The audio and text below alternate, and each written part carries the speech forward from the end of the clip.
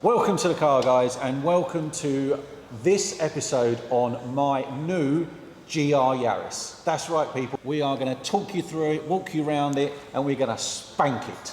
That's right, Toyota rally driver Jari Vatlanen said this is as close as it gets to having a world rally car for the road. Oh yeah.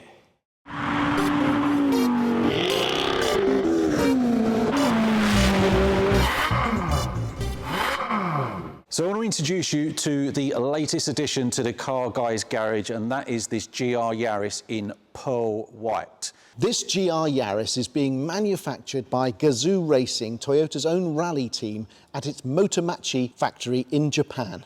That's right, this is built only by skilled technicians, hand-built. It's not on a production line. There isn't even a production line. This is as close as you can get to a bespoke rally car for the road. That's why it's one of the most exciting cars launched in 2020. And this car was the personal vision and drive of Akio Toyoda, the president of Toyota himself. As you know, I absolutely adore and love rally cars and everything about them. So when this car was first announced, and remember it was just a teaser video, some obscure kind of angle of the front end and a little bit of the Toyota Yaris rally car, I immediately put my money down. I put my money where my mouth was. That was back in February. That's right. Since February, I've been waiting for this car. That's one of the reasons why we have one of the first. This is not a bandwagon that we've jumped on in the last 2 weeks because someone said it was amazing. I knew this car was going to be fantastic. Why wouldn't it be? It's a 200 horsepower turbocharged four-wheel drive. This takes me back to my youth. This is back in the 90s when Subaru and Celica and Toyota dominated the rally scene. That's why I wanted one of these cars, and that's why we have one of the first ones here. I'd like to call out the guys down at Stephen Eagle in Ipswich that got this car for us. Danny and Craig did an amazing job. I literally picked this car up within 4 hours of it coming off the transporter. This is one of the first cars out of that dealership. Fantastic job. Thanks, guys. Really appreciate it. This comes in 4 colours: pure white, platinum pearl white, which is what this car is, scarlet flare red, and of course, precious black. Okay, so let's give you a walk around of this Toyota Yaris. I want to tell you from personally what bits I like about this car and one of the reasons why we kind of went for it in the first place. So technically, these have got holes in them. They go all the way through to the brake discs. They call the brake discs. Brake discs are massive. What I particularly like is how aggressive the front end is. I mean, this thing looks like it's going to bite your head off, doesn't it? Look at it. Lightweight stuff. Look, you can push the bonnet. It's made of aluminium, but look, it flexes. Everything at the front flexes. Very lightweight. Why is it lightweight? Because this car only weighs 1,280 kilos. And in today's big safety environment, that is the same as, I don't know, 800 kilos when I was a kid. These things are brilliant. I love this. They've put fog lights in them, or steering lights. But actually this bit here is only put on, it's a bolt-on item to make sure it goes over the side of the wheels because the actual Yaris body is too small. And we'll get to see that at the rear. Let's move down the car. I love this body line, runs all the way from the front headlights, round the front headlights all the way and then drifts out as we get into the rear wheel arches, which are bloody enormous. Look at them. I mean, this is pretty much a shelf back here. You could stick your coffee on if it wasn't unsloped. When you sit in the car, when you're looking out of the wing mirrors, all you can see is these bloody great big arches. It does make it nervous when you're parking it because there's no parking sensors on this car. There's only a rear camera. So you're always a bit conscious that it's a bit wider than it actually feels when you're sitting in it. So let's talk a little bit about the roof. It is forged carbon, this roof. They haven't done a great job of making it look like forged carbon. They have made it look like a very cheap wrap. However, I've been told it's forged carbon. There's two nice little bubbles in the roof, which I'm sure do something to force the air down, but they're actually quite cool. Although, because it's not shiny, you can't see them that well. But look at the roof line. Look at the way it drags down to that rear spoiler. The roof line is lower. It's lower by 95 millimeters, and that's to get the airflow onto this spoiler. Now, on the rally car, they've obviously got much bigger spoilers that go all the way around the back with fins and things like that on them, but you can't really have that on a road car, can you, Porsche? Very tiny rear window. Problem with having a very tiny rear window is it looks great, but you can't see bugger all out of it. Honestly, this is letterbox-like. This is the only 3-door Yaris that you can buy. Why? Because this is a homologation for rallying purposes. The GR Yaris features Toyota's first all-wheel drive system in 20 years. The standard GR Yaris has a rear differential, electronically controlled multi-clutch plate and a 3-joint 2-axis propeller shaft. The circuit pack car has front and rear Torsen limited slip differentials. They give optimum torque distribution to front and rear axles, meaning less chance of any under or oversteer. It therefore gives you 3 selectable driving modes: normal, track and sport. Track splits the power 50-50, so it's perfect for the road. Sport splits it 30-70, which makes it perfect for ice or gravel. And then normal mode keeps it at 60-40. Moving to the back of the car, we have the ubiquitous rear diffuser look-alike that doesn't actually do anything. But we have real exhaust pipes, so these aren't just tailpipes or tips that put onto it or with tiny little pipes further inside the bumper. This is actually the proper exhaust. You can see it wobbling on both sides. Now, you would have thought with a super exhaust like this that it would be properly noisy and really raucous. It is not any of those things. It is whisper quiet on the outside, which is why Toyota have deemed to pump the noise of the engine or a simulated noise of the engine through the internal speakers. That's one of the things I wasn't really looking forward to. Actually, it's okay. It doesn't sound too bad, and maybe it's a bit stealth mode, so it's noisy in the car, but outside the car, you're just drifting along gently and quietly and not disturbing the wildlife. Okay, let's move on to the engine. Oh, that's a bit plasticky, isn't it? Look at that. What's that? Oh, look, it's actually come off. Oh, weight saving. Weight saving. Yeah. Well, that's not good, is it? So this is a bit like when Darth Vader took his helmet off, isn't it? It's all a bit yucky underneath. That's clearly why they put a cover on it. Shall we put it back? That break it. The beating heart of this beast, 3-cylinder, 1.6 turbocharged, 257 brake horsepower, but they are coming off of dynos at around 270, 275. And also it gives you 265 foot-pounds of torque, 0 to 60, 5.5 seconds, and it goes on to a limited 143 miles an hour. I wonder why it's limited at 143. Probably because all the aero stops working at that point. It'll just spin off into the atmosphere. This car is pretty much a rally car for the road, built bespoke to go rallying. And why do they build it bespoke? Because these guys have been doing rallying for donkey's years.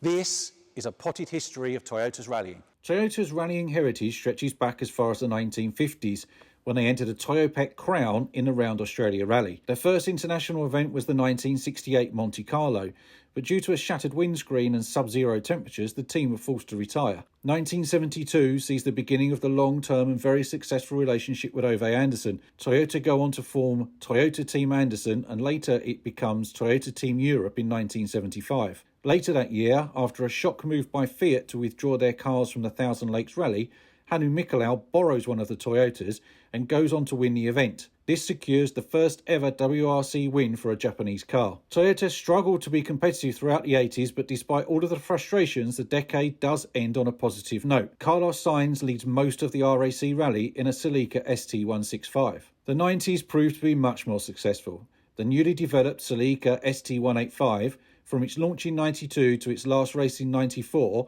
becomes the most successful individual model from Toyota. It secures 15 WRC wins. Toyota continued to have successes in the 90s with the ST205 and subsequent Corolla, but then in 1999, after 25 years and 43 wins, they closed the doors on their international rally program. Fast forward to 2017 and Toyota decide to reopen their international rally program with a new car, the Yaris. Toyota installs rally legend Tommy Mäkinen to oversee the program, and after 2 victories in 2017, they go on to win the 2018 Manufacturers' Championship and the 2019 Drivers and Co-Drivers Championship. This year they've had much success in a truncated season, and next year we look forward to an amazing time with Toyota leading the World Rally once more.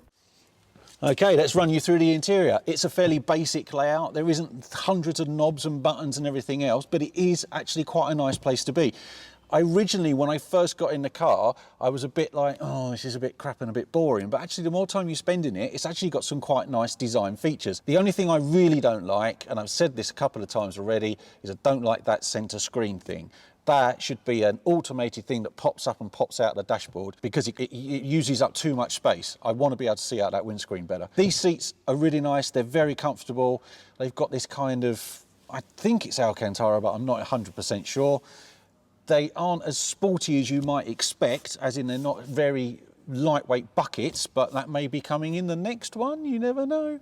Perfectly round steering wheel, this is a must. And a real handbrake. Look, real handbrake. I picked this car up last night and I took the long way back. It took me about 2 hours to get home. Lots of winding roads. I'd stayed completely off of the main drags. It's jaw-droppingly good. Everything that you've read about this car is true. It is so good. I've kept it in track mode the entire time because I like it. I think it's the best mode personally for my driving style. The grip out of corners is just phenomenal, and the way this thing picks up speed. The one thing that I didn't think I was going to like is the engine noise being pumped through the stereo, but actually it's done in a really nice way and I don't actually have a problem with it. I think it's all right. I kind of like the idea that it's a bit stealth. So we're blatting along, and in here it sounds like we're on a rally stage, but out there we're just whispering along like everybody else. I actually think that's quite cool. This huge center console thing's a bit dodgy. The quality of the plastics isn't really brilliant, and it's a bit boring and uninspiring as an interior. It's quite clean, and you know, they've got rid of, there's not an excessive amount of buttons or lots of things that you can do. So let's give it a bit of beanish, shall we?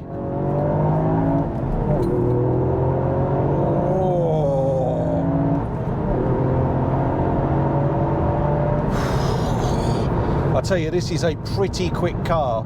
The mid-range torque and punch of this thing is quite something, but that's not really its party trick. Its party trick is when you get into corners and round the twisty bits, is its ability to put the grip down to the floor and punch you out of the corners as quickly as it can. Tip it in, power it out. The way it goes around corners, honestly, I think a lot of that is to do with the tyres. These 4S's are very, very good. I'll tell you what I really love is I love this old school turbocharger lag that's on it. It really is absolutely brilliant. It just takes you back to the 90s when I had a Subaru. It actually feels like a much bigger car than it really is, but it lets you do that. And that is just brilliant. The fact that you can get through those roundabouts at that kind of pace is shocking. Frankly, it's absolutely shocking. When you get a few corners that you can tie together, sharp corners where you're powering out in the four-wheel drive mode, there's very few things that I've driven that are capable of doing what this car is capable of doing. I'm struggling not to use the word amazing, but I'm going to have to use it. It's amazing.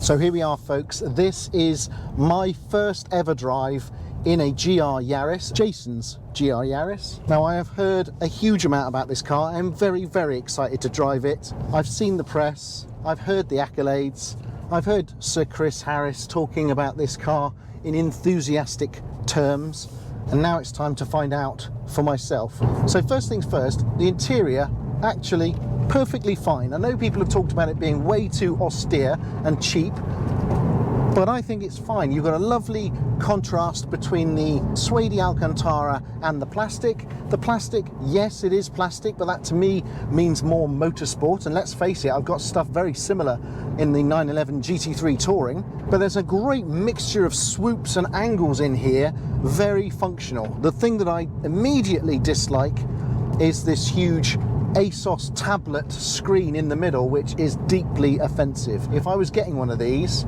I would have to say, could I have it without that? Is there a way that I could have the car running without such a horrible, enormous screen? The gear stick on this car is closer forward and to the steering wheel than the standard Yaris to help quick changes, but it's got a good positive feel and real handbrake. Classic real handbrake for proper handbrake turns. It does feel incredibly well built. which is sort of what you expect from Toyota. One thing I do find quite offensive straight away is that noise piped into the cabin via the speakers. It does sound artificial, and I'm totally against any type of artificial sound like this. It's a big no-no for me. So that's its first black mark in the book. Damping on these pretty awful bumpy roads is really good, even though this is the track pack version, which supposedly is a lot stiffer than the convenience car or the standard car. It feels really well damped. It doesn't feel too harsh at all, and yet it's stiff enough to let you have fun in the twisty bits. When you flick between the different modes, you get a sort of visual indicator on the dashboard. So if you're in sport mode, it sort of turns to red, and then if you turn over to track, it turns into really red. Now, a 1.6 3-cylinder turbo engine doesn't sound like much, but when it gets you 270 odd brake horsepower, I mean, that's a lot for a car weighing only 1,280 kilograms. Now, of course, it's a turbocharged motor, so it doesn't rev that high. Redline comes in at 7, so you're not getting extreme revs, but the payoff is 265 foot-pounds of torque. So you get a nice dollop of torque to shove you along the road. Wow! Look at the grip levels of these Michelin 4S tyres. Fancy a bit of beans?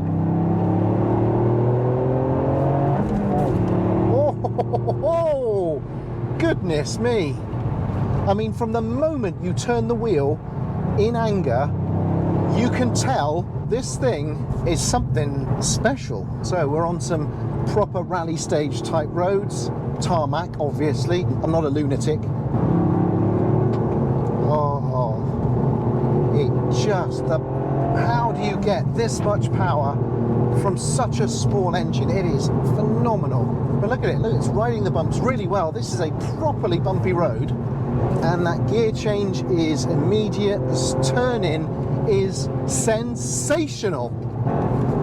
Four-wheel drive, electric steering, those trick new 4S tyres.